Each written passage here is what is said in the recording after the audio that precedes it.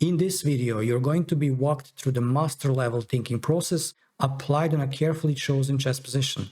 The goal is to learn what to focus on and how to approach the game when it's your turn. Now let's take a glance at what's happening on the board, taking White's perspective. With even material, we are being poked by the two Black's bishops. One because of their own pawns, while the light square one is a poor guy because White's pawns on e4 and f3 are completely neutralizing it. There are doubled f-pawns, which are totally fine for the time being, only a bit less flexible comparing to the regular pawns. Concluding that the opponent is mainly struggling with activity of their bishops, the key question is, what would I do if I were them, if I were Black? Now, when you see the water pipe broken and it is leaking all over the place, would you just stay zen about it? If it's your house, of course you do something. Applied to a chess position, you'd try to fix what is weak in your camp. Okay?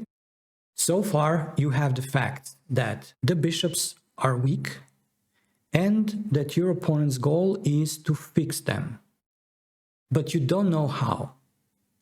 So let's dive into the situation again, trying to find the best solution, not for us, but for the opponent.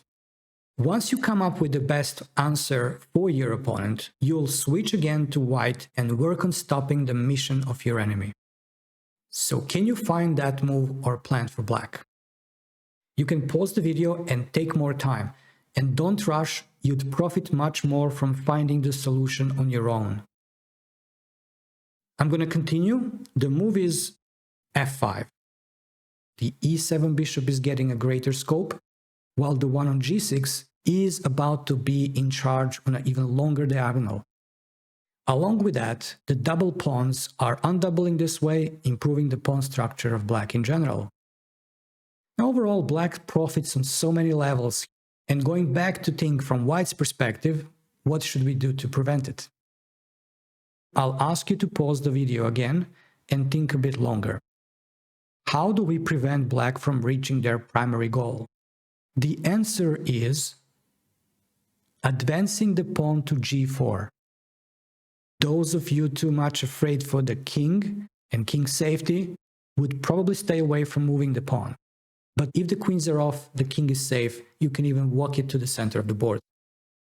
Now, I'd like you to take a look at the g6 bishop. If White, e4 and g4 pawns never move, how that piece is ever going to reach the other side of the board? It's impossible.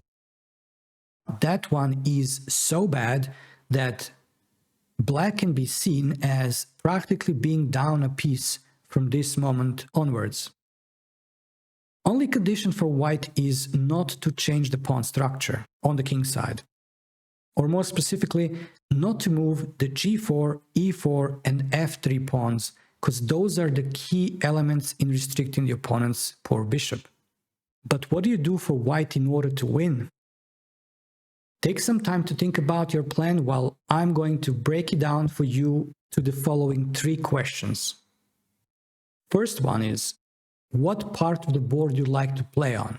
And the answer is probably quite obvious. The second question is, what are the pieces you'd prefer to involve in that action? And the third question is, what is the key pawn break? Never forget about this. It's almost always one of the key questions. What's your pawn break? I'm going to stop here because I don't want to mix the topics by discussing other elements of chess strategy. Instead, I'm going to ask you to write down your thoughts in the comment section where we can continue our discussion.